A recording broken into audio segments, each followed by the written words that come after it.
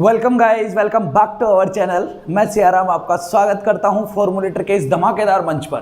तो आज का हमारा जो टॉपिक रहने वाला है वो बड़ा ही इंटरेस्टिंग रहने वाला है। हम बात करने वाले हैं मैक्सवेल इक्वेशंस की। अब सबसे पहले ये जानते हैं कि मैक्सवेल ने एक्चुअल में किया क्या है, ठीक है ना। सबसे पहले ये जानते हैं। अब देखो, सबसे पहले ना बहुत सारे लॉ आ चुके थे। सबसे पहले इलेक्ट्रिक फील्ड का पता चला, फिर मैग्नेटिक फील्ड का पता चला, फिर इलेक्ट्रोमैग्नेटिक फील्ड का पता चला। अब इन सब के बारे में पता चला। मान लो सबसे पहले गाउस ने इलेक्ट्रिक फील्ड या इलेक्ट्रिक फ्लक्स के बारे में बताया, फिर आपका जो गाउस ने दोबारा फिर किसके बारे में बताया, मैग्नेटिक फील्ड के बारे में बताया, फिर फैराडे ने लो दिया कि एक टाइम चेंजिंग मैग्नेटिक फील्ड से इलेक्ट्रिक फील्ड को डेवलप किया जा सकता है, सही है ना। फिर किसने दिया, फिर मैक्सवेल ने खुद रूल दिया कि एक टाइम चेंजिंग इलेक्ट्रिक फील्ड से मैग्नेटिक फील्ड को डेवलप किया जा सकता है। मतलब आज हम नया कुछ भी नहीं पढ़ने वाले हैं। जितनी हमारी पुरानी इक्वेशंस थी उन इक्वेशंस के बारे में ही दोबारा से बात करने वाले हैं, क्योंकि मैक्सवेल ने कुछ अलग नहीं किया। मैक्सवेल ने जितनी भी इक्वेशंस जो डेवलप हो चुकी थी उन इक्वेशंस को एक साथ एक प्लेटफॉर्म पे ये लेके आए, सही है। सब में एक दूसरे का बिहेवियर बताया और फिर इनसे एक नया रूल इन्होंने निकाला जिसको हम बोलते हैं इलेक्ट्रोमैग्नेटिक फिनोमेना। और इलेक्ट्रोमैग्नेटिक वेव जो होती है, इलेक्ट्रोमैग्नेटिक वेव्स के बारे में भी मैक्सवेल ने ही बताया था। इन्होंने ही बोला था कि इलेक्ट्रोमैग्नेटिक वेव जो होती है वो किस तरीके से प्रोपोगेट करती है, एक जगह से दूसरी जगह किस तरीके से जाती है। तो इसका मतलब आपको ये बात समझ में आ रही होगी कि अगर आज मैं इक्वेशंस की बात करने वाला हूं तो अगली क्लास में मैं इलेक्ट्रोमैग्नेटिक वेव्स के बारे में क्या करूंगा, बात करूंगा कि मैक्सवेल ने किस तरीके से इलेक्ट्रोमैग्नेटिक वेव्स के बारे में बताया था और कैसे उसका बिहेवियर मैक्सवेल की तरह होता है, ठीक है। अब चले कुछ इंटरेस्टिंग फैक्ट कर लेते हैं। 4 इक्वेशंस है इसकी। सिर्फ कितनी इक्वेशंस है? 4 इक्वेशंस है। मैं चाहूं तो चारों को फटाफट लिख दूं, यहां पे बोल दूं कहानी खत्म। मैक्सवेल ने चारों इक्वेशन दी थी, ठीक है। लेकिन आप जानते हो ना, थोड़ा तो उसको क्या बनाएंगे, इंटरेस्टिंग बनाएंगे। कैसे इंटरेस्टिंग बनाएंगे, समझते हुए चलो। देखो जरा ध्यान से समझोगे, मजा आएगा। तो सबसे पहली जो इसकी इक्वेशन थी, ठीक है, किसकी, मैक्सवेल भाई साहब की, यह इक्वेशन थी आपका गाउस लॉ। गाउस लॉ पढ़ा है? बिल्कुल पढ़ा है। क्या बोलता है गाउस लॉ? गाउस लॉ ये बोलता है कि सर अगर कोई एक इलेक्ट्रिक चार्ज मेरे पास रखा हुआ है, समझना, मैंने बोला कि मान लो मेरे पास यहां पे कोई इलेक्ट्रिक चार्ज अगर क्यू रखा हुआ है, तो अगर इस इलेक्ट्रिक चार्ज के चारों तरफ अगर मैंने क्या बना दिया, एक सरफेस बना दिया। कैसा सरफेस? Close surface. देखो ये आपको गोला दिख रहा होगा, है ना। अब 3D में देखो, मतलब एक पॉइंट चार्ज के चारों तरफ ना उसको क्लोज करने वाला कौन हो सकता है? स्फेयर हो सकता है। मतलब ये क्या है आपका, ये आपका स्फेयर है, सही है। तो अगर एक पॉइंट चार्ज रखा हुआ है, ये पूरा का पूरा बेटा क्या है, स्फेयर है। तो आप जानते हो ना भाई, अगर मान लो ये पॉजिटिव हुआ तो इलेक्ट्रिक फील्ड लाइन यहां से बाहर की तरफ होगी। बताओ होगी कि नहीं होगी? बिल्कुल इस तरीके से सिमेट्री में होगी ना, बाहर की तरफ, बिल्कुल। तो क्या मैं यहां पे फ्लक्स निकाल सकता हूं? अरे फाई निकाल सकता हूं, बिल्कुल निकाल सकता हूं। भाई फ्लक्स होता ही क्या था? फ्लक्स ये होता था कि सर अगर मैंने कोई क्लोज पाथ ले लिया, कोई क्लोज सरफेस ले लिया। क्या क्लोज सरफेस ले चुका हूं मैं? यहां पे देखो, ये मेरा क्लोज सरफेस है, ये आपका क्या है, क्लोज्ड सरफेस है। तो अगर कोई क्लोज सरफेस मैंने ले लिया तो उससे पास होने वाली इलेक्ट्रिक फील्ड की जो लाइंस होती थी, वो इलेक्ट्रिक फील्ड की लाइंस आपकी किसको रिप्रेजेंट करती है? फ्लक्स को रिप्रेजेंट करती है, इलेक्ट्रिक फ्लक्स को दिखाती है। ऐसा किसने बोला? ऐसा बोला गाउस ने। अब समझना ध्यान से, गाउस ने एक बड़ा ही इंटरेस्टिंग रूल निकाला। उन्होंने बोला कि यार ये जो इलेक्ट्रिक फ्लक्स जो होगा ये कई चीजों के ऊपर या कई पैरामीटर्स के ऊपर डिपेंड करेगा। ये बात मैं आपको पहले भी बता चुका हूं, सही बात है। किस किस के ऊपर डिपेंड करेगा भाई? सबके पहली बात तो वो चार्ज के ऊपर डिपेंड करेगा, क्योंकि भाई जितना ज्यादा चार्ज होगा उतना ही ज्यादा क्या होने वाला है, इलेक्ट्रिक फील्ड होने वाला है। क्योंकि हम अच्छे से जानते हैं कि E इक्वल्स टू, अगर मैं एक पॉइंट चार्ज के लिए लिखूं तो KQ/R² होता है। बताओ होता है कि नहीं होता है? बिल्कुल होता है ना। तो मतलब इलेक्ट्रिक फील्ड किसके ऊपर डिपेंडेंसी आएगी? डायरेक्ट चार्ज के ऊपर, ओके। और जितना ज्यादा इलेक्ट्रिक फील्ड, मतलब उतनी ज्यादा इलेक्ट्रिक फील्ड की लाइंस होने वाली है, तो उतना ज्यादा क्या हो गया, फ्लक्स हो गया। तो आपके पास में 3 क्वांटिटी आ गई है। क्या क्या आ गई है? पहली इलेक्ट्रिक फील्ड जो प्रोपोर्शनल होता है किसके, चार्ज के। और दूसरा, ये अगर चार्ज ज्यादा हुआ तो क्या ज्यादा होने वाला है, इलेक्ट्रिक फ्लक्स होने वाला है। ये तीनों क्वांटिटी इस तरीके से एक दूसरे से रिलेटेड होती है। समझ में आई कहानी? और इसी का फायदा उठाया, इसी का फायदा उठाया किसने उठाया? गाउस ने उठाया। और इसने बोला भाई एक पैरामीटर यहां पे और है, देखो नीचे आर भी है ना। मतलब यहां से जितना ज्यादा दूर आप सरफेस को बनाओगे इलेक्ट्रिक फील्ड की डेंसिटी या इलेक्ट्रिक फील्ड उतना ही कम होगा। अब जितना कम होगा तो फ्लक्स कम हो जाएगा कि नहीं हो जाएगा? बिल्कुल। तो मतलब आपका डिस्टेंस के ऊपर भी डिपेंड करेगा। अब एक बात बताओ बेटा, एक मान लो रेडियस है इतनी और एक की रेडियस है मान लो इतनी, तो जितनी ज्यादा रेडियस करोगे उसका एरिया भी उतना ही ज्यादा बड़ा होने वाला है। बताओ होगा या नहीं होगा? बिल्कुल होने वाला है ना, बिल्कुल सही बात है।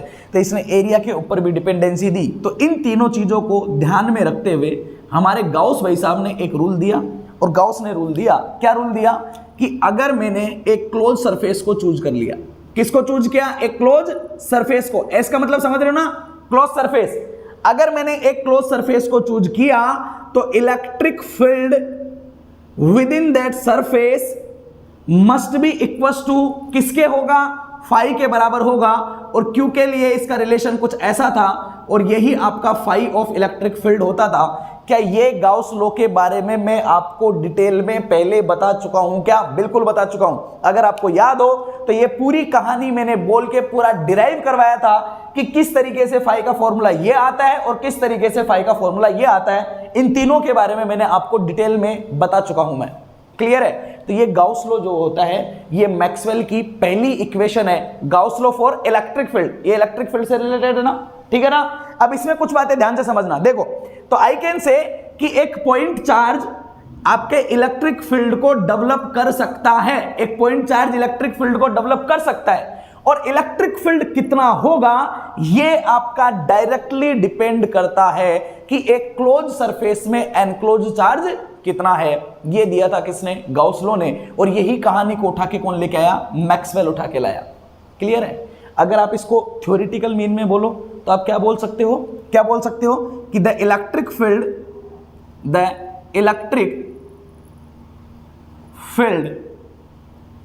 On a surface of the closed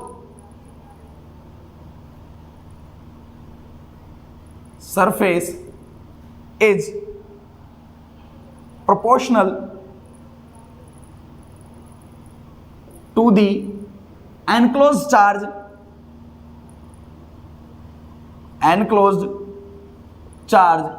by the surface। Clear है ना? ओके, ये वाली लाइन ओके कि electric field is proportional to the enclose charge by the surface. जितना ज्यादा चार्ज को एनक्लोज करेगा उतना ज्यादा इलेक्ट्रिक फील्ड होने वाला है। कहानी क्लियर है? दोबारा से रिपीट करवा दिया है मैंने गाउस लॉ को। चलेगा? अब आगे चले। ओके, दूसरी कहानियों को एक भी अगर मैं इक्वेशन लिखूंगा, मैं सारी इक्वेशंस को पहले अच्छे से डिराइव करवा चुका हूं, फिर भी मैं आप लोगों के लिए दोबारा हर एक इक्वेशन का थोड़ा थोड़ा रूल्स में वापस से आपको बता दूंगा। कोई परेशानी वाली बात नहीं है। देखो, ये तो इंटीग्रल फॉर्म हो गया, एक इलेक्ट्रिक फील्ड का इंटीग्रेशन, और उसको मैंने इस तरीके से लिखा। क्या इसको मैं कुछ और भी लिख सकता हूं क्या? सोचो जरा ध्यान से। क्या है ये? सरफेस इंटीग्रल है सर। ध्यान से समझना, क्या है ये? सरफेस इंटीग्रल है। किसका सरफेस इंटीग्रल है? इलेक्ट्रिक फील्ड का। क्या इलेक्ट्रिक फील्ड के सरफेस इंटीग्रल को मैं कुछ और रिलेशन के साथ भी लिख सकता हूं क्या? क्या सरफेस इंटीग्रल का किसी और के साथ रिलेशन होता है क्या? बिल्कुल रिलेशन होता है। क्या रिलेशन होता है? समझना। एक थ्योरम पढ़ी थी हम लोगों ने। कौन सी थ्योरम पढ़ी थी? याद करो, गाउस थ्योरम। गाउस ने एक थ्योरम और दी थी, ठीक है ना। कौन सी थ्योरम दी थी? तो गाउस ने बोला था कि अगर एक वेक्टर क्वांटिटी को, अगर किसी वेक्टर को, क्या इलेक्ट्रिक फील्ड वेक्टर है? बिल्कुल वेक्टर है।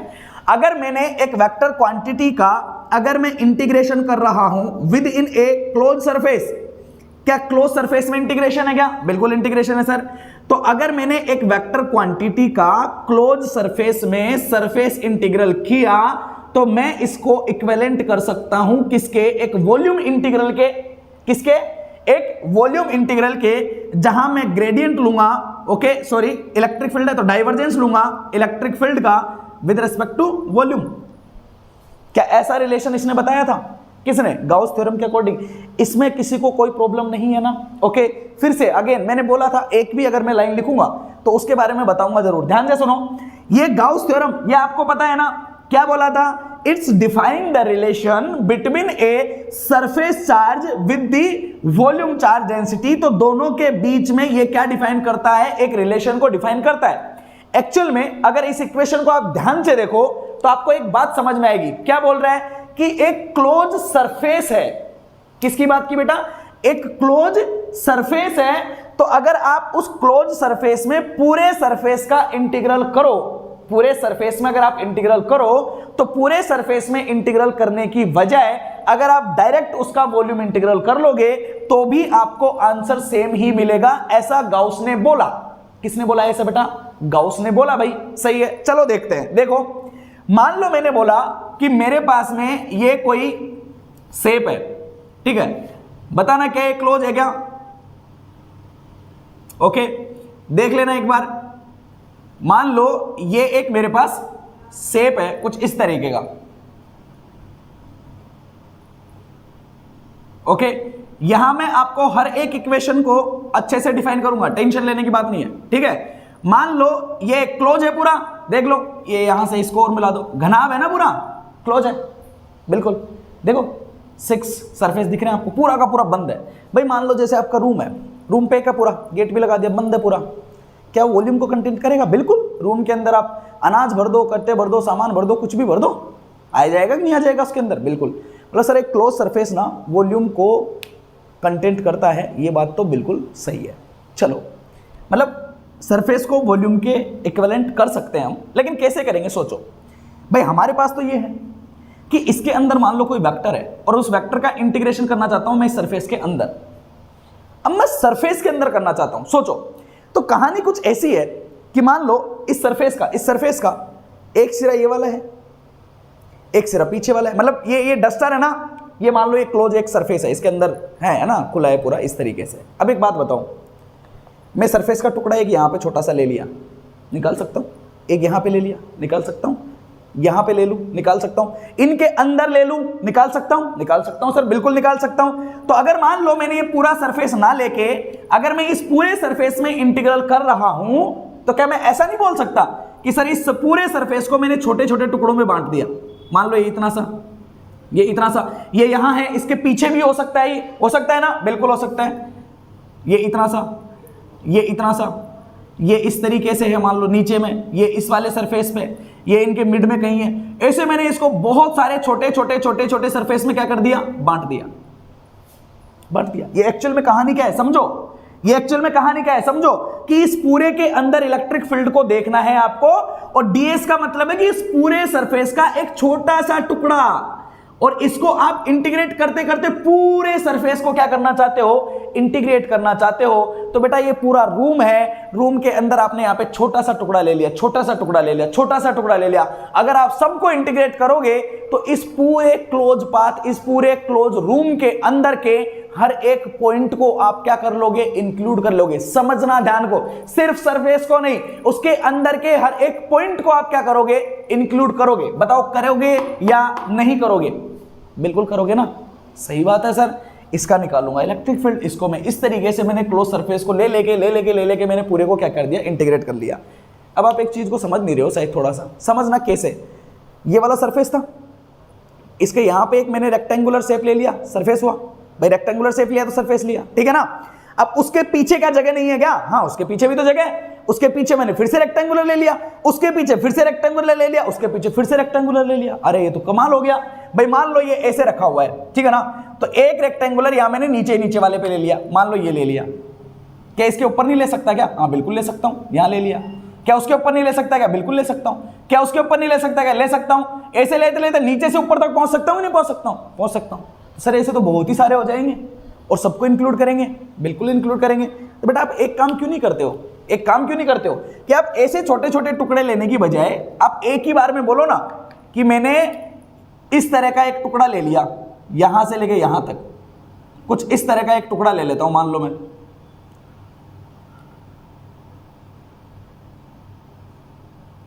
ठीक है, मान लो ऐसा एक मैंने क्या ले लिया है? टुकड़ा ले लिया है, ठीक है। इसको मिला दो भाई। ओके, ये कैसे था? ठीक है, ठीक है ना। हाँ, घनाभ वाला शेप बना लेना। ओके ओके, इसको मिला लो ऐसे, ठीक है। ये इधर, ये इधर। ऐसा टुकड़ा क्यों नहीं ले सकता हूं मैं? ले सकता हूं। और उनको सबको छोटे छोटे को जोड़ू तो भी तो क्या पूरे एरिया को इंक्लूड कर लेगा कि नहीं कर लेगा? सर बिल्कुल इंक्लूड कर लेगा। ये क्या बन गया? घनाभ। और इसका क्या हो जाने वाला है? वॉल्यूम हो जाने वाला है। सही बात है। तो मतलब आप छोटे छोटे सरफेसेज को जोड़ो या छोटे छोटे टुकड़े वॉल्यूम के रूप में अगर आप जोड़ दो तो भी आप पूरे को क्या कर सकते हो, इंक्लूड कर सकते हो। ऐसा किसने बोला था? गाउस ने बोला था। ये बहुत बड़ा रूल नहीं है, बहुत छोटा सा बिहेवियर है। इसको अगर आप समझोगे तो आपको क्लियरली ये बात समझ में आ जाएगी। अब देखो यहाँ पे इलेक्ट्रिक फील्ड है। अब इलेक्ट्रिक फील्ड के लिए मुझे रूल अप्लाई करना है कौन सा? वॉल्यूम वाला।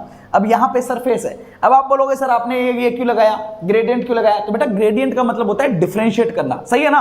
अब यहाँ पे dv का मतलब है 3 है, मान लो dx dy dz के फॉर्म में, और ds जो होता है ना वो 2 के फॉर्म में होता है। मान लो dx dy हो गया या dy dz हो गया, ऐसे हो गया। तो यहाँ 3 है, यहाँ 2 है, तो आपने क्या किया? एक डेरिवेटिव लगा दिया आगे, ठीक है। डेल ऑपरेटर को क्या कर दिया आपने? अप्लाई कर दिया। तो ध्यान रखना, जब एक से दूसरे के ऊपर रिलेशन अप्लाई करते हैं तो डेल ऑपरेटर का यूज में लेते हैं, ओके। और डेल ऑपरेटर किस तरीके से यूज में आता है यह आपको समझ में आ जाना चाहिए कि वेक्टर के ऊपर लगाना है तो वेक्टर के ऊपर 2 काम हो सकते हैं, कर्ल हो सकता है या डाइवर्जेंस हो सकता है, ठीक है ना। अब चूंकि मिलने वाला रिजल्ट वॉल्यूम है, और वॉल्यूम कौन सी क्वांटिटी होती है? एक स्केलर क्वांटिटी होती है। तो इस वेक्टर को मुझे बनाना है स्केलर, सही है। तो स्केलर बनाना है तो अगर मैंने कर्ल लिया होता तो इसका आंसर एक वेक्टर मिलता, जबकि वॉल्यूम कभी एक वेक्टर होता नहीं है, ठीक है ना।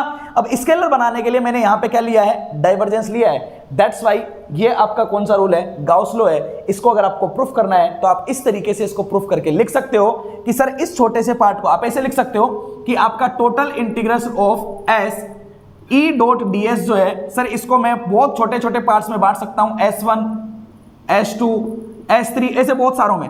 फिर मैं समेशन करके लिख सकता हूं S1 से लेके Sn तक, और सबको मैं एक साथ लिख सकता हूं ई डॉट डी एस। और फिर इसको मैं बोल सकता हूं कि इस तरीके से छोटे छोटे टुकड़े लेने की बजाय अगर मैं वॉल्यूम को लिखूं तो मैं इसको इस तरीके से लिख सकता हूं, ठीक है ना। तो ये बड़ी चीजें नहीं है। गाउस थ्योरम के बारे में मैं प्रूफ भी करवा चुका हूं, पहले मैं पूरा बता भी चुका हूं।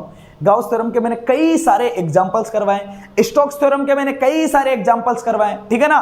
तो इनका प्रूफ जो है ना वो डिफिकल्ट नहीं है, बड़ा सिंपल चीज है ये। अब आप ये बोलोगे सर कहां तो हम पढ़ रहे थे कौन सी मैक्सवेल इक्वेशंस, है ना, ये लिखा, ठीक है। आप गाउस थ्योरम बताते भी नहीं चाहिए, लेकिन मैक्सवेल इक्वेशंस में इसको क्यों घुसा रहे हो? ओके, तो ये इसलिए क्योंकि एक स्टूडेंट का डाउट आया था, उसने ये बोला था कि सर अगर हमें गाउस थ्योरम को प्रूफ करना हो तो हम क्या करेंगे, सही है, ये बोला था उसने। सर अगर हम स्टोक्स थ्योरम को प्रूफ करेंगे तो क्या करेंगे? तो बेटा इसका प्रूफ जो है ना वो डिफिकल्ट नहीं है, ये इसका प्रूफ है, बताओ सिंपल सा है कि नहीं है, सही है ना। इसको इस तरीके से लिखोगे और लिखते लिखते बोल दोगे कि इसको मैं टोटल करूंगा तो मैं इसको इस तरीके से लिख सकता हूं, that's it, it's very simple, okay. और भी ज्यादा, मान लो किसी एग्जाम में ही पूछ लिया, मान लो भाई आप तो सेमेस्टर्स वगैरह की तैयारी कर रहे हो, आपने बोला सर मुझे तो 2-4 पन्ने भरने हैं, क्या करो?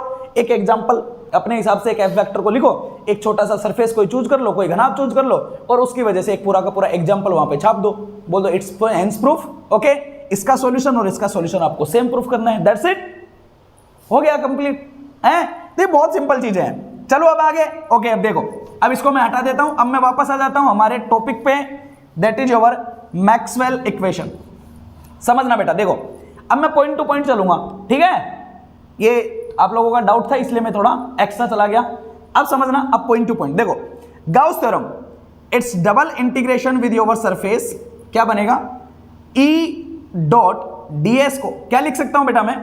It's triple integral with volume and that is your divergence of electric field, okay, and this is your volume, चलेगा। अब एक बात बताओ, मान लो ये एक पॉइंट चार्ज है ना। अब इस पॉइंट चार्ज से r डिस्टेंस पे मैंने एक गोला बनाया हुआ है स्फीयर, ठीक है। तो इस गोले के इस पॉइंट पे इलेक्ट्रिक फील्ड और इस पॉइंट पे इलेक्ट्रिक फील्ड कितना होगा बताओ? अगर आप इस पॉइंट पे, मान लो ये Q है, तो यहाँ पे अगर इलेक्ट्रिक फील्ड लिखोगे तो यहाँ से यहाँ तक डिस्टेंस कितनी हो जाएगी इसकी? r, क्या लिखोगे? KQ/r², सही है ना। इस पॉइंट पे लिखोगे तो भी कितना लिखोगे? KQ/r², क्लियर है। मतलब एक पॉइंट चार्ज वगैरह के लिए जो इलेक्ट्रिक फील्ड होता है वो क्लोज सरफेस पे या गाउसियन सरफेस पे हमेशा कैसा होता है? बराबर बराबर बराबर होता है। मतलब इलेक्ट्रिक फील्ड आपका कांस्टेंट। इसको निकाल सकता हूं बाहर? बिल्कुल निकाल सकते हैं। क्या लिख सकता हूं बताओ? It's gradient divergence of electric field and it's triple integral of volume. तो मतलब इस पूरे सरफेस का क्या इंक्लूड हो जाएगा? वॉल्यूम इंक्लूड हो जाएगा। बताओ होगा कि नहीं होगा? अरे बिल्कुल सही है ना, बिल्कुल सही है। तो इसको मैं लिख सकता हूं it's divergence of electric field and with multiply with volume. ये वॉल्यूम है आपका, चलेगा। That's my equation number 1, that's my equation number 2। अगर इन दोनों को मैंने इक्वलाइज किया तो मैं क्या लिख सकता हूं? समझिए, इसको और इसको अगर दोनों को, ये ई डॉट ds है, यही वाला था, अगर इन दोनों को इक्वलाइज किया तो क्या मैं ऐसा लिख सकता हूं, ध्यान से समझना, it's divergence of electric field with multiply with volume equivalent Q upon epsilon not. बताओ कोई प्रॉब्लम है? इसको उठा के मैंने ये लिख दिया तो इसको मैंने ये लिख दिया, एनी कंफ्यूजन? कोई नहीं है। अगर मैं वॉल्यूम को उठा के नीचे ले गया तो क्या लिख सकता हूं, it's divergence of electric field equals to Q upon V। क्या हो गया? अरे बेटा चार्ज के 3-4 लिखवाए थे मैंने, lambda Q upon L linear charge density, ठीक है ना, sigma Q upon A surface area का density, okay, and rho volume charge density. बताओ होता है कि नहीं होता है? बिल्कुल। तो अगर इस V को मैं नीचे ले गया तो Q अपॉन V क्या होता है? रो होता है, volume charge density divide by क्या हो जाएगा? एप्सिलॉन नॉट हो जाएगा। तो ये आपका एक नया रूल हो चुका है, आप इसको भी लिख सकते हो। तो मैक्सवेल इक्वेशंस को आप ये भी लिख सकते हो और ये भी लिख सकते हो। आपको किसी भी फॉर्म में लिखी हुई मिल जाए तो आप गलत नहीं बोलोगे, ये पॉइंट के फॉर्म में होगी, ये आपके इंटीग्रल के फॉर्म में होगी। तो ये है आपकी मैक्सवेल की पहली इक्वेशन। समझ में आई कहानी पूरी? इक्वेशन के तरीके से भी और थ्योरेटिकल तरीके से भी। ये पूरा क्लियर है ना? ओके। तो इलेक्ट्रिक फील्ड का डाइवर्जेंस जो होता है वो आपके चार्ज डेंसिटी, किसके? वॉल्यूम चार्ज डेंसिटी के इक्विवेलेंट होता है। ये बात आपको समझ में आई? ये समझ में भी आनी चाहिए। देखो किस तरीके से समझना। डाइवर्जेंस का मतलब आप समझते हो? क्या इसकी वैल्यू 0 होनी चाहिए थी? नहीं होनी चाहिए थी। कैसे नहीं होनी चाहिए थी? समझो। मान लो एक पॉइंट चार्ज है, ये रहा, मान लो ये r डिस्टेंस पे ये सरफेस लिया था आपने, क्लोज सरफेस, होगा कि नहीं होगा? अरे होगा ना। अब इसके अंदर ये एक स्फीयर है, स्फीयर होता है, मान लो ये पॉइंट है, इसके चारों तरफ ये स्फीयर है ना। अब स्फीयर में आप, भाई स्फीयर मान लो एक गुब्बारा है ना। अब गुब्बारे में आपने पानी भर दिया, मान लो नल से लगा के भर देते ना हम कभी कभी, पानी भर दिया, पानी उसके अंदर आ गया तो मतलब उसके अंदर क्या आ गया? एक वॉल्यूम कंटेंट हो गया ना बेटा। क्या हुआ? वॉल्यूम कंटेंट हुआ, सही है ना। तो मान लो इसमें मैंने बहुत सारे चार्ज पार्टिकल्स भर दिए, इस तरीके से भर दिए यहां बहुत सारे, तो इसमें कितने चार्ज पार्टिकल्स आएंगे? डिपेंड करेगा सर इसका कितना क्या है, वॉल्यूम है। भाई जितना वॉल्यूम होगा उतने चार्ज पार्टिकल्स आएंगे ना। बिल्कुल। तो अगर मैं इसके लिए बात करूंगा चार्ज की, तो कौन सी चार्ज की बात करूंगा? वॉल्यूम चार्ज डेंसिटी की बात करूंगा कि नहीं करूंगा? भाई इस सरफेस के अंदर मैंने भरा है एक क्लोज सरफेस, एक गुब्बारा, गुब्बारे के अंदर मैंने पानी भर दिया, तो किसके ऊपर डिपेंड करेगा? वॉल्यूम के ऊपर डिपेंड करेगा। इसलिए यहां पे आया रो ऑफ V। और समझिए यहां पे बात कर रहा है ये डाइवर्जेंस की। डाइवर्जेंस का मतलब होता है कि मान लो एक पॉइंट चार्ज है तो इससे इलेक्ट्रिक फील्ड कैसे होता है? बाहर की तरफ। डाइवर्ज करने का मतलब होता है फैलना। क्या फैल रहा है कि नहीं फैल रहा है? बताओ। यहां पे इलेक्ट्रिक फील्ड पूरा यहां पे एक जगह पे, ऐसा समझ लो ये सूर्य है और सूर्य से चारों तरफ क्या जा रही है? रोशनी जा रही है, फैल रहा है ना, बल्ब से लाइट का फैलना। वैसे ही ये देखो, तो क्या डाइवर्जेंस हो रहा है? क्या बिल्कुल हो रहा है सर। अगर डाइवर्जेंस हो रहा है तो क्या वो चार्ज कि इसके अंदर कितना चार्ज फैला हुआ है, वॉल्यूम चार्ज डेंसिटी और साथ में एप्सिलॉन नॉट। बताओ हुआ प्रूव नहीं हुआ? ओके। तो थ्योरेटिकल मीन भी आपको पता होना चाहिए, इक्वेशन के तरीके से भी पता होना चाहिए, इक्वेशन का प्रूफ भी पता होना चाहिए, थ्योरेटिकल प्रूफ भी आपको पता होना चाहिए। सारी कहानियां आपको पता होनी चाहिए। यह है आपकी equation number 1 of the Maxwell equation.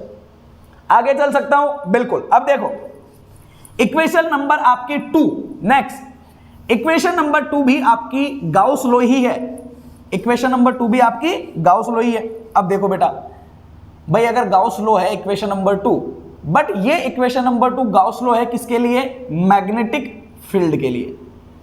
अब पहले तो आप मेरे को थोड़ा सा कहानी को है ना समझने की कोशिश करो और मुझे भी बताओ, थोड़ा सा समझना ध्यान से, कि इक्वेशन में गाउस लॉ की लिख रहा हूं मैग्नेटिक फील्ड के लिए। अब गाउस लॉ की कहानी क्या थी?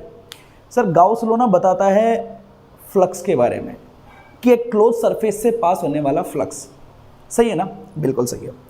अब मैंने जब बात की मैग्नेटिक फील्ड की, तो मैग्नेटिक फील्ड को जो इंसान प्रोड्यूस करता है वो इंसान होता है चुंबक। कौन होता है? चुंबक। अब मैग्नेटिक फील्ड की ना बेटा एक बहुत ही खास बात है, समझना। इक्वेशन तो मैं लिख दूंगा डायरेक्ट, है ना, इक्वेशन पे मत जाओ आप, पहले समझने की कोशिश करो। मैग्नेटिक फील्ड की एक बहुत खास बात होती है, और खास बात ये होती है कि मान लो इस चुंबक के एन सिरे से अगर मैग्नेटिक फील्ड निकला, तो यहाँ एस सिरे से ये जाके यहाँ से वापस एंटर भी करेगा, क्योंकि मैग्नेटिक फील्ड लाइंस जो होती है वो हमेशा क्लोज पाथ में होती है। ये बात पता है कि नहीं पता है सबको? सही है ना? मतलब अगर एक सोर्स है, सोर्स वो होता है जहां से निकलता है, अगर एक सोर्स है तो दूसरा साथ में सिंक का होना भी कंपलसरी है। सिंक मतलब जहां पे आके मिलेगा, तो एक सोर्स है तो दूसरा सिंक भी होगा ही होगा, ये कंपलसरी है। किसके लिए? एक मैग्नेटिक फील्ड के लिए। क्या इलेक्ट्रिक फील्ड के लिए ऐसा कंपलसरी है क्या? नहीं है। देखो एक पॉइंट चार्ज है मान लो Q, अब आपने इलेक्ट्रिक फील्ड लाइंस बोली थी तो आपने ये बोला था ना कि यहां से दूर जा रही है, आपने ये बोला था कि कहीं नेगेटिव के पास जाके मिल रही है। नहीं, कोई जरूरी नहीं है, सही है ना? अरे कोई जरूरी है क्या? नहीं है। तो इस चीज का ध्यान रखना कि इलेक्ट्रिक जो चार्ज होता है, ओके, इलेक्ट्रिक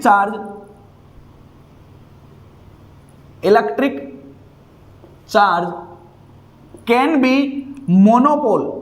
मोनोपोल का मतलब समझते हो ना कि अकेला पाया जा सकता है। सिर्फ पॉजिटिव पॉजिटिव भी अकेला हो सकता है, नेगेटिव नेगेटिव भी अकेला हो सकता है। दोनों का एक साथ पेयर होना कंपलसरी नहीं है। क्लियर है? कहानी क्लियर है? बिल्कुल क्लियर है। लेकिन अगर मैं मैग्नेटिक बिहेवियर की बात करूं तो क्या मैग्नेटिक बिहेवियर में मोनोपोल एग्जिस्ट करते हैं क्या? नहीं करते हैं। क्यों? सर अकेला एन नहीं हो सकता, क्योंकि मैग्नेटिक फील्ड किसमें होती है? क्लोज पाथ में होती है। अगर एन हुआ तो साथ में किसका होना भी कंपलसरी है? एस का होना भी कंपलसरी है। ठीक है ना? तो यहां से एक बात पता चली, क्या पता चली? कि द मैग्नेटिक फील्ड या the magnetic, okay, the magnetic poles can not be monopole. Clear है? ये मोनोपोल नहीं हो सकते, ये हमेशा डाइपोल में ही पाए जाते हैं। रीजन क्या है? Because the magnetic field lines, because the magnetic field lines always in a closed loop. Clear है? मैग्नेटिक फील्ड लाइंस हमेशा एक क्लोज लूप को बनाती है, इधर से जाएगी, इधर से होते हुए यहां से वापस आ जाएगी।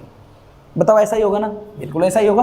तो सर ये पूरी की पूरी चुंबक है, ये चुंबक का बिहेवियर हो रहा है ऐसे, यहां से जा रहा है, यूं जा रहा है, ये से जा रहा है, ऐसे जा रहा है। अब एक बात बताओ, गाउस ने क्या बोला था? गाउस ने ये बोला था कि अगर एक चार्ज है तो चार्ज को एनक्लोज करने वाला सरफेस बना लो और उससे देखो कि उससे कितना फ्लक्स जा रहा है। यही कहानी तो बोल रहा था गाउस। बिल्कुल सही बात है। अब मैंने बात की मैग्नेटिक की, तो मैग्नेटिक को प्रोड्यूस करने वाला कौन होता है? चुंबक होता है। तो गाउस ने क्या बोला? गाउस ने बोला कि अगर आपको फ्लक्स देखना है, बिल्कुल देखना है, क्या करो? चुंबक को किसी सरफेस से क्या कर लो? एनक्लोज कर लो। ठीक है, ये एनक्लोज कर लिया। एक घनाभ से एनक्लोज होगा ये, मतलब मान लो चुंबक ऐसा एक टुकड़ा होता है, तो एनक्लोज करोगे तो क्या बनेगा? घनाभ बनेगा। 3D में घनाभ दिखेगा। ठीक है ना? ये 2D है तो मैंने रेक्टेंगल शेप दिख रही है आपको। तो मान लो मैंने क्या कर लिया? एनक्लोज कर लिया। तो ये आपका ये रेड वाला जो लाइन है, ये दिखा रहा है आपके किसको? गाउसियन सरफेस को। क्लियर है? तो बताओ इससे पास होने वाला फ्लक्स कितना होगा? भाई गाउसियन सरफेस जो होता है वो तो पास होने वाले फ्लक्स की ही बात कर रहा है। अब कितना होगा? देखो सर, यहां से मैग्नेटिक फील्ड लाइन निकल रही है बाहर और यहां से मैग्नेटिक फील्ड लाइंस आ रही है अंदर।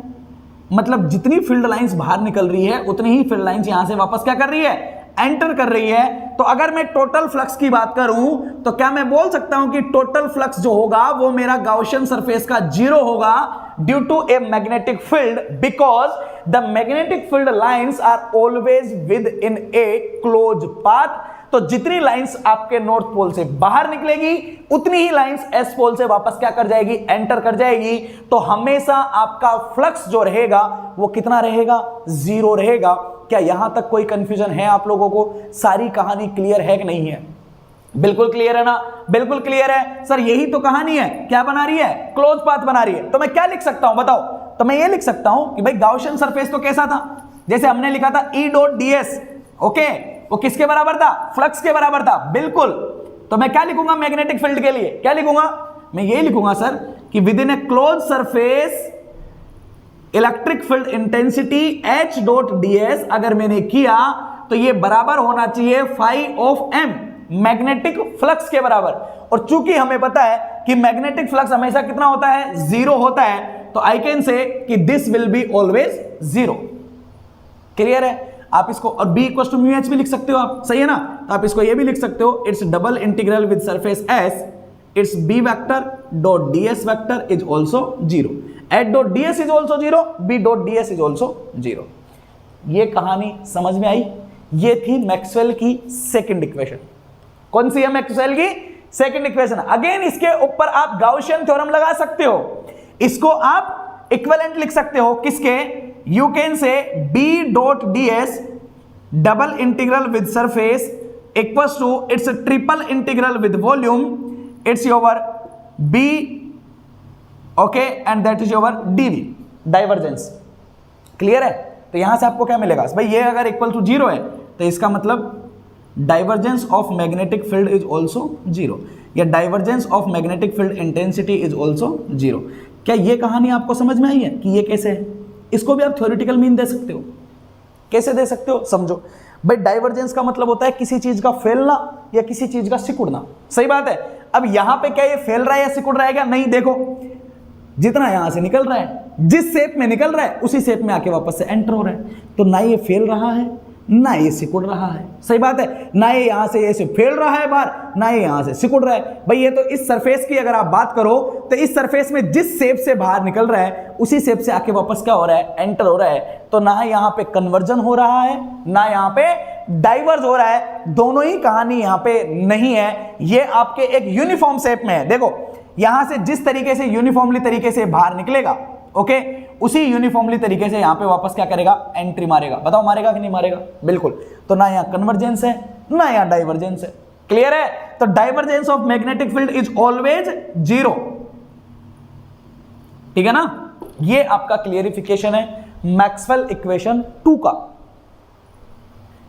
एनी कंफ्यूजन नहीं है? आगे चल सकते हैं। ओके, मैक्सवेल की तीसरी इक्वेशन हटा दो मैं इसको। अब देखो मैक्सवेल की थर्ड और फोर्थ इक्वेशन आपके प्रीवियस के जो 2 लेक्चर्स थे, उन 2 लेक्चर्स में मैंने पूरा डिटेल में एक्सप्लेन किया था और वहां पे मैंने पूरा उसको समझाया है। मैक्सवेल की तीसरी और चौथी इक्वेशन को समझना। मैक्सवेल की तीसरी इक्वेशन होती है फैराडे लॉ। ठीक है ना? हमारी इस क्लास के पीछे वाली से पीछे वाली क्लास अगर आपको याद हो तो इलेक्ट्रोमैग्नेटिक इंडक्शन लिखा था मैंने। ठीक है? क्या लिखा था? Electromagnetic induction. क्या होता है Faraday law? Sir Faraday law ये बोलता है कि अगर एक टाइम चेंजिंग फ्लक्स अगर आ जाए तो वो आपके ईएमएफ को डेवलप कर देता है। और ये फैराडे लॉ आपने देखा होगा कि ईएमएफ जो होता है ये आपका वोल्टेज जो होता है that is your minus of d∅/dt। ये टोटल फ्लक्स है। यही था ना? अरे बताओ भाई, यही था कि नहीं था? बिल्कुल यही कहानी थी सर, यही था बिल्कुल। अब एक बात बताओ, वोल्टेज का क्या कुछ इस फॉर्म को फैराडे लॉ को कुछ और रोल से लिख सकता हूं क्या मैं? देखो जरा, ईएमएफ जो होता है ना वो क्या होता है? ईएमएफ का इलेक्ट्रिक फील्ड के साथ में कोई रिलेशन डेवलप होता है क्या? देखो जरा क्या होता है। सर ये तो लिखा था हमने कि ईएमएफ जो होता है वो आपका क्लोज इंटीग्रल, वो आपका E.dr के बराबर होता है। ठीक है ना? Line integral of electric field must be equivalent to your EMF source. बताओ, लिखा था ना, एक पॉइंट से दूसरे पॉइंट पे ले जा रहा था मैं इलेक्ट्रिक फील्ड को, तो वो आ रहा था आपका कौन? ईएमएफ के बराबर। याद करो, डिराइव करवाया था इसको पूरा मैंने। ठीक है ना? Work done by the charge particle from moving one point to the another point. Clear है कि नहीं है? बिल्कुल किया था सर, ये वाली कहानी थी। अगर मैंने इसको उठा के यहां लिख दिया, क्या लिख सकता हूं मैं? आई कैन से the line integral of electric field that is your dr लिख लो, dl लिख लो, आपको जो भी लिखना हो। Okay, it's equivalent to minus of d∅/dt। It's flux. चलेगा? बिल्कुल। ये आपका क्या हुआ? अगर मैं इस फ्लक्स को मैं क्या लिख सकता हूं? Phi equals to we know that it's b into A. Phi equals to क्या होता है? ba होता है ना? अगर मैंने यहां पे ba लिखा तो it's E.dr। Okay, it's close. E.dr equals to ba लिखा तो माइनस ऑफ a लिख सकता हूं इसको, और इसको मैं लिख सकता हूं dB/dt। क्या यही रूल्स मैं आपको कल समझाने की कोशिश कर रहा था क्या? देखो इसको क्या बोल सकते हो? इसको मैं अगर थ्योरेटिकल बोलूंगा तो क्या बोलूंगा? सोचो, ए टाइम चेंजिंग d/dt आ रहा है, time changing, A time changing magnetic field, A time changing magnetic field can produce a electric field that is your electromagnetic induction. क्या फैराडे ने यही बोला था? बिल्कुल यही बोला था। क्या बोला था? कि time changing magnetic field can produce a electric field. अब देखो, अगर ये B कांस्टेंट हो गया, मान लो अगर ये टाइम चेंजिंग नहीं है, अगर B कांस्टेंट हो गया तो उसका डिफरेंशिएशन कितना मिल जाएगा, 0 मिल जाएगा, और ये 0 हुआ तो प्रोड्यूस होने वाला इलेक्ट्रिक फील्ड भी कितना हो जाएगा, 0 हो जाएगा। मतलब अगर एक मैग्नेटिक फील्ड से इलेक्ट्रिक फील्ड डेवलप करना है तो मैग्नेटिक फील्ड का टाइम चेंजिंग होना कंपलसरी है। कैसा होना चाहिए, टाइम चेंजिंग होना चाहिए। आई थिंक इसमें कोई कंफ्यूजन नहीं होना चाहिए आपको। क्लियर है पूरी कहानी, पूरी कहानी एकदम क्लियर है, ओके, और होनी भी चाहिए। अरे पूरी कहानी क्लियर है ना, एकदम बिल्कुल सही है ना, आगे चल सकते हैं हम, बिल्कुल चल सकते हैं। देखो जरा ध्यान से, इसको आप क्या और फॉर्म में लिख सकते हो क्या, बिल्कुल लिख सकते हैं। कैसे लिख सकते हैं, देखो सर स्टोक्स थ्योरम पढ़ी थी हम लोगों ने, ठीक है ना, स्टोक्स थ्योरम पढ़ी थी। क्या बोलती है स्टोक्स थ्योरम, स्टोक्स थ्योरम पढ़ी थी, क्या बोलती है, ये बोलती है कि सर अगर किसी वेक्टर का, अगर मान लो कोई वेक्टर है, मान लो ई ही एक वेक्टर है, और किसी वेक्टर का अगर आप लोगों ने लाइन इंटीग्रल करना है तो आप इसको ऐसे ना करके इसका कर्ल ले लीजिए और आप इसको इक्विवेलेंट कर दीजिए किसके, सरफेस इंटीग्रल के। अब बताओ, ये भी कहानी बिल्कुल एक जैसी ही है, इसको समझने में भी कोई प्रॉब्लम नहीं है। आपसे कोई पूछ ले कि ऐसा क्यों है, प्रूफ दो, तो आपको कुछ नहीं करना। आप क्या बोलोगे, मैंने बोला कि सर मान लो मैंने एक सर्कल ले लिया, माना मैंने एक क्या ले लिया, सर्कल ले लिया, है ना क्लोज, बिल्कुल क्लोज है कि नहीं है, बिल्कुल है। अगर मान लो इसका लाइन इंटीग्रल मुझे करना है, भाई इसके अंदर मैं कैसे भी चलूं, मेरी मर्जी, लाइन इंटीग्रल मान लो मुझे करना है। पहली बात तो ध्यान रखना कि एक क्लोज लूप जो होता है वो हमेशा एरिया इंक्लूड करता है। बताओ इसका पाई आर स्क्वायर एरिया होगा कि नहीं होगा, होगा ना, बिल्कुल सही है। अब मान लो मुझे इसको इंक्लूड करना है, मैंने क्या किया, डायरेक्ट नहीं किया, मैंने छोटे छोटे टुकड़े ले लिए, मान लो ये ले लिया, ये ले लिया, ये ले लिया, ये ले लिया, समझ गए, बिल्कुल। अब इन सबके हिसाब से अगर मैं इंक्लूड करते करते करूंगा तो पूरा को इंक्लूड कर लूंगा कि नहीं कर लूंगा, बताओ, कर लूंगा। ये dl1, ये छोटा सा, ये छोटा सा, यहां से मैं शुरू हुआ, इधर से चल के यूं गया, तो मतलब यहां पे डायरेक्शन भी है, समझो, यूं घूम रहा है, ये रोटेट कर रहा है, क्या कर रहा है, रोटेट कर रहा है, क्या कर रहा है, रोटेट कर रहा है, देखो सही बात है। तो ऐसे क्या कर रहा है, रोटेट करते करते गोल गोल गोल गोल गोल, मैंने बहुत सारे छल्ले ले लिए। तो बेटा मैं ये बोल रहा हूं, इन सबको लेने की बजाय आप एक पूरा सरफेस क्यों नहीं ले लेते हो, इस ds को करके पूरा क्यों नहीं कर लेते हो, सही बात है कि नहीं है, सही है। या आप एक ऐसे प्रूफ कर सकते हो कि मान लो टुकड़ा ले लिया, इसको 2 पार्ट में बांट दिया, पूरा नहीं लगे, एक बार में चला यहां से घूम के इस तरीके से इस तरह, दोबारा में चला यहां से घूम के इस तरीके से इस तरह, दोनों को इंटीग्रेट करूंगा तो मुझे टोटल मिल जाएगा, सही बात है। तो छोटे छोटे टुकड़े लेके भी मैं पूरे सरफेस को क्या कर सकता हूं, इंटीग्रेट कर सकता हूं। ऐसा किसने कहा था, स्टोक ने कहा था। किसने कहा था ऐसा, स्टोक्स ने कहा था। अब यहां पे कर्ल क्यों आया ये भी आप समझ सकते हो, क्यों, लाइन को इक्विवेलेंट करना है सरफेस के, सरफेस की होती है डायरेक्शन, मतलब आपको चाहिए एक वेक्टर क्वांटिटी, इलेक्ट्रिक फील्ड क्या है, एक वेक्टर है, तो वेक्टर के ऊपर 2 ऑपरेशन लग सकते हैं, डाइवर्जेंस लग सकता है, कर्ल लग सकता है। जब डाइवर्जेंस लगाओगे तो रिजल्टेंट क्वांटिटी आपकी स्केलर मिलेगी, सही है। जबकि सरफेस आपका वेक्टर होता है तो आपको क्या लगाना पड़ेगा, कर्ल लगाना पड़ेगा। पहली बात तो यहां से क्लियर है कि इसके ऊपर कर्ल अप्लाई होगा, सही है ना। दूसरी चीज आप ये भी बोल सकते हो कि सर आप जब एक लूप को चूज करोगे, जब एक लूप के ऊपर आप चलोगे, एक रास्ते के ऊपर आप चलोगे, तो आपकी डायरेक्शन जरूर होगी। मान लो यहां से चले तो ऐसे घूमते हुए, यूं घूमते हुए, यहां घूमते हुए वापस आओगे, मतलब आप क्या करोगे, रोटेट करोगे, जहां से चलोगे वहीं जाके वापस आओगे। तो मतलब आपने क्या बनाया, एक लूप बनाया, मतलब आप क्या कर रहे हो, कर्ल कर रहे हो, डायरेक्शन यूं ही आई है ना, देखो कर्ल यही तो होता है, उंगलियों को घुमाओ कर्ल के डायरेक्शन में, तो थंब क्या देता है, डायरेक्शन देता है, सही है ना। तो ये रूल था कौन सा, स्टोक्स थ्योरम का। अब चलो मैं आगे, ओके इसको हटा देता हूं। अब देखो सुनो भाई ध्यान से, तो इसको इसके बराबर लिख सकता हूं, बिल्कुल लिख सकता हूं। तो इसको मैंने क्या लिख दिया sir, it's E dot D R को मैंने ये लिख दिया। अब देखो डेल क्रॉस ई को मैं बाहर निकाल लेता हूं, कर्ल को, डबल इंटीग्रल किया किसका, सरफेस का, तो क्या मिल जाएगा, एरिया मिल जाएगा। तो ये हो जाएगा डेल क्रॉस ई, और साथ में क्या होना जाएगा, आपका एरिया आ जाएगा। आ गया। मान लो ये इक्वेशन नंबर आपकी 2 थी, कोई सी भी मान लो, ये इक्वेशन नंबर मान लो आपकी 3 है। जब इसको और इसको मैंने इक्विवेलेंट किया दोनों को, क्लियर है, तो क्या मिलेगा, देखो यहां से इसको किया तो ये हो गया आपका डेल क्रॉस ई, साथ में multiply with area equals to, ये क्या आ गया, it's your minus of area, it's your dB upon dt। आया, ये एरिया से एरिया कैंसिल आउट हो गया, क्या मिल गया, it's del cross E equals to it's your dB upon dt। सारे रिलेशन डेवलप हो जाएंगे आपके, ठीक है ना। तो ये देखो, ये हो गया आपका इंटीग्रल फॉर्म, ओके, और ये हो गया आपका पॉइंट फॉर्म, दोनों फॉर्म में आपकी मैक्सवेल की तीसरी इक्वेशन है ये, जो फैराडे लॉ को डिफाइन करती है। देखो, इलेक्ट्रिक फील्ड का डाइवर्जेंस डिफाइन कर चुका था अभी थोड़ी देर पहले, मैग्नेटिक फील्ड का डाइवर्जेंस थोड़ी देर पहले डिफाइन किया था मैंने, सही बात है। अब इलेक्ट्रिक फील्ड का कर्ल मैंने डिफाइन कर दिया, मतलब अगली इक्वेशन जो आएगी वो मैग्नेटिक फील्ड का कर्ल आएगी, समझ रहे हो ना। तो इलेक्ट्रिक और मैग्नेटिक फील्ड के कर्ल और डाइवर्जेंस के ऊपर सारी कहानी बताई है किसने, मैक्सवेल ने। और जिन जिन लोगों ने बताई थी उनकी सारी पॉइंट्स को इसने उठाया है और उठा के सबको इसने क्या कर लिया है, इंक्लूड कर लिया है। ऐसी कहानी बताई थी किसने, मैक्सवेल ने। ये मैक्सवेल की तीसरी इक्वेशन है। आई थिंक आपको पूरा डेवलपमेंट इसका समझ में आया होगा। क्लियर है ना कहानी? ओके।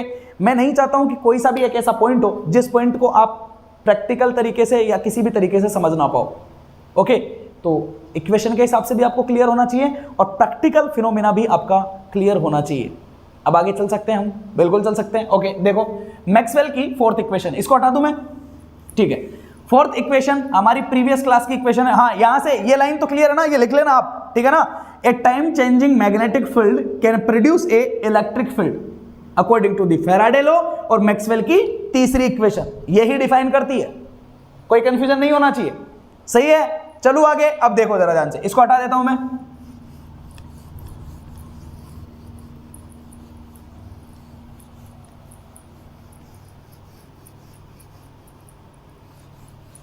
ओके, इक्वेशन नंबर 4, जो कि हमारे किसका मॉडिफाइड वर्जन था, एम्पियर्स लॉ का मॉडिफाइड वर्जन था, ठीक है ना। एम्पियर्स लॉ जो मैक्सवेल इक्वेशन को डिफाइन करता हो, ऐसा हमारा क्या था, रोल था इक्वेशन नंबर 4 का।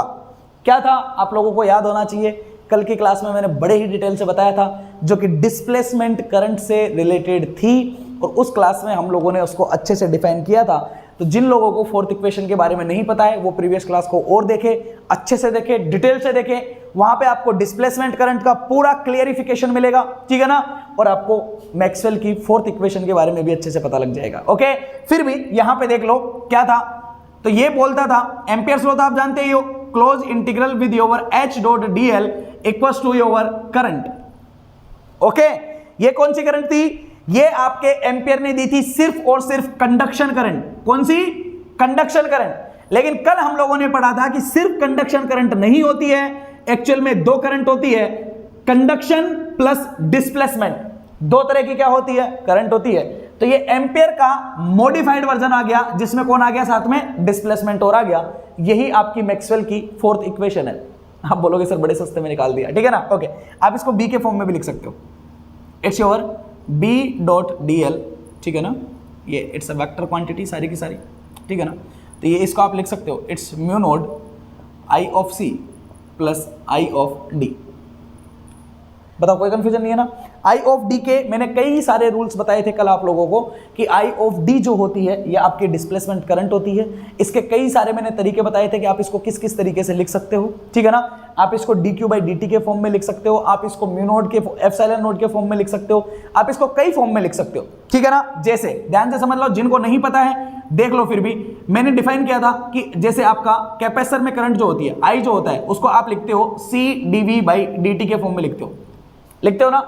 सी यहाँ पे कैपेसिटर होता है, जो कि एक्चुअल में आपका एप्सिलॉन नोट ए अपॉन डी होता है, और कैपेसिटर में जाने वाली करंट ये हमारी कौन सी होती है, डिस्प्लेसमेंट करंट होती है, जानते हो। वोल्टेज जो होता है, अगर आप इसको इलेक्ट्रिक फील्ड से, अगर आप क्या करो, इसको रिलेट करो, तो इलेक्ट्रिक फील्ड से अगर आप इसको रिलेट करोगे तो वोल्टेज और इलेक्ट्रिक फील्ड में क्या रिलेशन होता है, ठीक है ना। तो एज वी नो कि electric field equals to voltage divide by distance होता है। क्लियर है पूरा। तो वोल्टेज को आप क्या लिख सकते हो, E इंटू डी लिख सकते हो। ये लास्ट टाइम है, इसके बाद में दोबारा इसको मैं प्रूफ नहीं करूंगा। E इंटू डी होता है, डिस्टेंस को अगर बाहर लाए, इससे ये कट जाएगा, क्या बनेगा, इट्स एप्सिलॉन नोट ए बन जाएगा, it's D upon D T बन जाएगा, ठीक है ना। ये हो जाएगा आपका I ऑफ डी। तो इसको आप दो तरीके से लिख सकते हो। अगर आप एरिया को अंदर लेंगे तो इलेक्ट्रिक फील्ड और एरिया दोनों साथ में मिलकर क्या बना लेंगे, फ्लक्स बना लेंगे according to the Gauss law. Clear है। तो अगर आप एरिया को अंदर लेंगे तो आप लिख सकते हो कि I of D equals to epsilon naught it's D by D T phi of E. Electric field में चेंज होने की वजह से एक करंट डेवलप होती है, और उसी करंट को हम क्या नाम देते हैं, उसी करंट को हम बोलते हैं डिस्प्लेसमेंट करंट। क्या बोलते हैं, डिस्प्लेसमेंट करंट, ठीक है ना। अगर आप इसको ना ले जाके एप्सिलॉन को अंदर ले गए होते तो क्या बन जाता, I of D equals to area बाहर रह जाता, और एप्सिलॉन नॉट ई को आप क्या लिख सकते हो, it's D divide by D T, इसको आप बोल सकते हो इलेक्ट्रिक फील्ड डेंसिटी, ठीक है ना। तो आपका डिस्प्लेसमेंट करंट को आप इस तरीके से भी लिख सकते हो और इस तरीके से भी लिख सकते हो, जैसा आपका मन करे वैसा आप लिखो, ठीक है ना। बस हमारा काम चलना चाहिए और अच्छे से हमें क्या मिलने चाहिए, रिजल्ट्स फाइंड आउट होने चाहिए। चलेगा, बिल्कुल कोई प्रॉब्लम नहीं है इन सब में, सही है ना। अब देखो, अगर मैंने इसमें किसी को भी एक को उठा के अगर मैंने यहां पे रखा, तो देखो मान लो कोई सी इक्वेशन रखी है, तो रिजल्ट्स हमारे लिए इंपॉर्टेंट है। क्या होगा, it's B dot D L vector equals to, ये म्यू नोड हो गया, ओके, ये हो गया आपका आई ऑफ सी प्लस, इसको मान लो मैंने यही रख दिया, it's epsilon not a it's D of E divide by D of T. मैं यहां से क्या बोल सकता हूं, बताओ बेटा। भाई ये तो मान लो आपकी क्या होगी, ये तो आपकी कंडक्शन वाली करंट होगी, ठीक है ना। ये हो आपके डिस्प्लेसमेंट करंट। तो देखो इलेक्ट्रिक फील्ड में चेंज होने की वजह से एक मैग्नेटिक फील्ड का डेवलपमेंट हो सकता है, ऐसा किसने बोला, मैक्सवेल ने बोला। अब मैग्नेटिक फील्ड दो तरीके से जा सकता है, एक नॉर्मल करंट के प्रोड्यूस होने से, यहां पे दो रूल है, ध्यान समझना, ये दो इंसानों की बनी हुई इक्वेशन है। एक इक्वेशन है ये वाली कि कंडक्शन करंट, मतलब एक वायर में करंट जाने की वजह से या एक कंडक्टर में करंट के फ्लो होने की वजह से वो मैग्नेटिक फील्ड को डेवलप करेगा, ऐसा बोला एम्पियर ने, ठीक है ना, कि एक कंडक्टर में करंट जाने की वजह से वो एक मैग्नेटिक फील्ड को डेवलप करेगा, ऐसा किसने बोला, एम्पियर्स लॉ ने, कि करंट की वजह से मैग्नेटिक फील्ड आता है, ठीक है। फिर कौन आए, मैक्सवेल भाई साहब आए। इन्होंने क्या बोला, इन्होंने बोला कि एक इलेक्ट्रिक फील्ड की वजह से भी एक मैग्नेटिक फील्ड डेवलप किया जा सकता है, लेकिन शर्त यह है कि इलेक्ट्रिक फील्ड आपका कैसा होना चाहिए, टाइम चेंजिंग होना चाहिए। ये किसने बोला, मैक्सवेल ने बोला।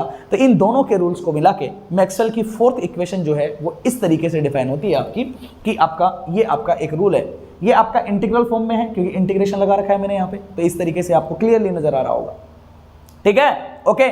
अब देखो, क्या इसको मैं कुछ और भी लिख सकता हूं क्या, सर स्टोक्स थ्योरम अप्लाई कर सकते हैं, बिल्कुल अप्लाई कर सकते हैं। लाइन को और सरफेस को एक साथ इंक्लूड कर सकते हैं। तो क्या लिखूंगा मैं ये लिखूंगा कि it's your surface integral, it's your surface integral, और लाइन से जब सरफेस में जाते हैं तो क्या आता है, कर्ल आता है, डेल क्रॉस बी, ये कौन हो जाएगा आपका, डीएस हो जाएगा, ये हो गया आपका म्यू नोड, ये हो गया आपका आई ऑफ सी, ये हो गया आपका epsilon naught A, this is your D E और दिस इज योर डीटी, यही बन रहा है। अब देखो डेल क्रॉस बी, ये तो आपका कांस्टेंट हो गया, इसको तो बाहर निकाल देते हैं, ठीक है, ये बाहर निकाल दिया, डेल क्रॉस बी चलेगा, okay. Curl of the magnetic field, area का पूरा करोगे तो ये एरिया दे देगा ए, ये हो गया आपका म्यू नोड, ये हो गया आपका आई ऑफ सी, ये हो गया आपका epsilon naught A, this is your D E by DT, चलेगा ना पूरा। अब देखो अगर इस एरिया को उठा के मैं इधर ले गया तो ये क्या इक्वेशन बनाएगा, देखो जरा, इधर लिख देता हूं मैं, ओके। सी, देखना क्या बनाएगा ये, अगर एरिया को ले गया तो इधर रह गया सिर्फ डेल, मतलब ये कर्ल रह गया किसका, मैग्नेटिक फील्ड का, चलेगा। ये गया इधर तो एरिया गया, तो म्यू नोट तो बाहर है ही सही, ओके।